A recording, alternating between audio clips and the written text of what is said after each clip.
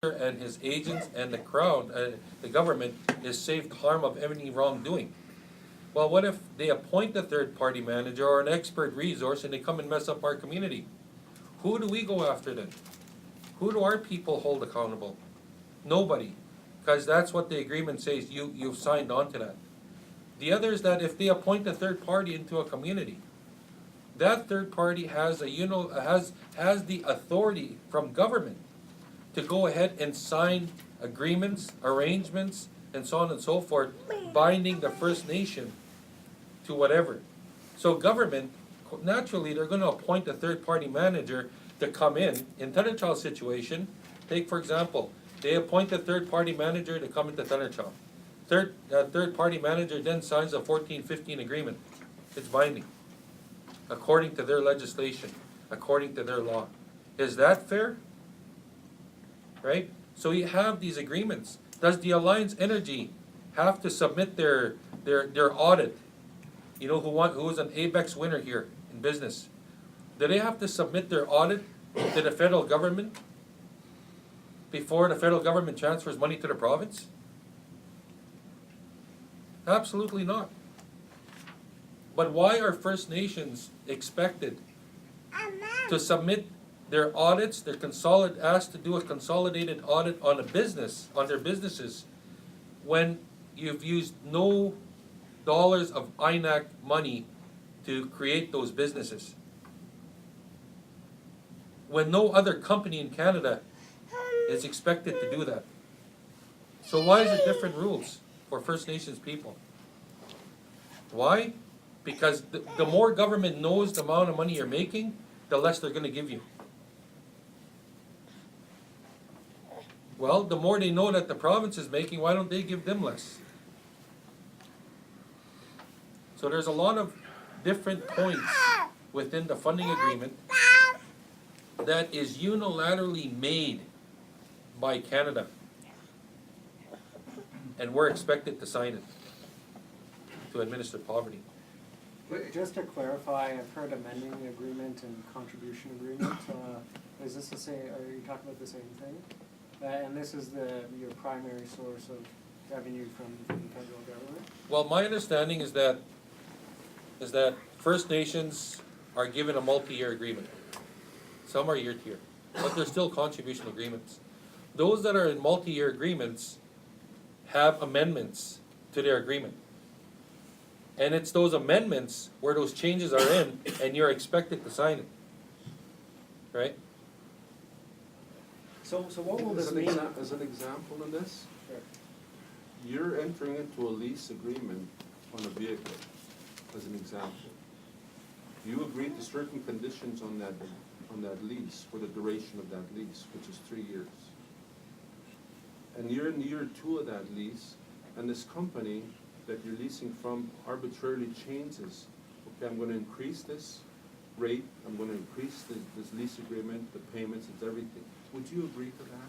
When you agree to the initial agreement over here, and they arbitrarily change it in year 1 and 2? That's the same example as this that was agreed on over here. Now they're changing this. And we're because many of our nations rely on this funding, they're forced to sign under duress, accepting those amended changes. So not signing this, what does it mean for your communities as far as funding for services and? We've already considered that.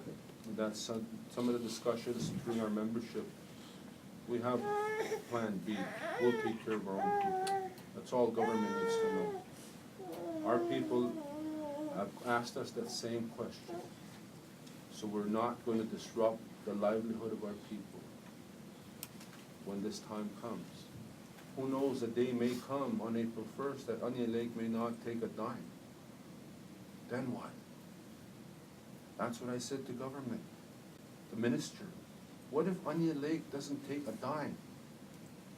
Not sign the agreement and not take a dime. What happens then? What kind of control do you have over Onion Lake? Where's the relationship? Where's the control? Because that's how they've controlled First Nations for many, many years. Come March, they make the First Nation It's legalized extortion, and I've said that last year. State sanctioned extortion of their policy, either you sign or you starve. So do you have enough own source funding, you know, to keep the services going, kind of thing? According to our membership in our people's mandate the other day in Onion Lake, like we have 3-4 days of budget day after day exercises. We've outlined all of those resources. And after they felt comfortable, they said, Chief, do not sign. Council, do not sign this agreement. We're gonna look after when that time comes. What For changes- us in Tenachal, and for many, it's a sense of empowerment, right? We're not allowing government to think that they can go ahead and do what they want without, you know, somebody standing up and saying, hey, you know, enough's enough. You know, and, you know, it's not a matter of, are we in a position to do that? Financially, do we have enough money to do that? We have nothing. Our people are impoverished. Our housings, our situations in most of our community is third world, fourth world. So it's not a matter of, you know, what are we expecting on April 1st? Canada has a responsibility. What is Canada going to do? That's the question that needs to be asked to Canada. What are you gonna do with the First Nations people? Are you going to impose third party? Are you going to impose, you know, sanctions because they didn't sign? When you didn't sit down with them? When they've been open, you know, to have a bilateral discussion? Right? So it's something that principally and honorably we have to do. Because in order to get that respect and that recognition, we have to unfortunately force it. And that's what we're gonna do. What would it take what would the government have to do to get, you know, to negotiate and for you guys to sign? Quit lying to different First Nations. You know, they tell one First Nations one thing, they go to another First Nation and they lie to them. And then they go over here and the story changes, and then the story changes over there. Be consistent. What's there to lie about? Right? Do they think we not talk? Do they think that we do not communicate amongst each other? We have social media. We have an assembly of FSIN where our chiefs come together, they visit, they talk, they dialogue, and you know, they hear the stories. You know, Star Blanket was told, no, we're not going to agree to your submission. On the same submission, Pipixi's mates, they agree with Pipixi's. They tell the chief up north that, you know, everybody signed, you're the only one that didn't sign. Yet here we are, right? So there's these games that are going on at the expense of our little children and those that aren't born yet and our elderly, right? That has to stop, and we're here to stop it.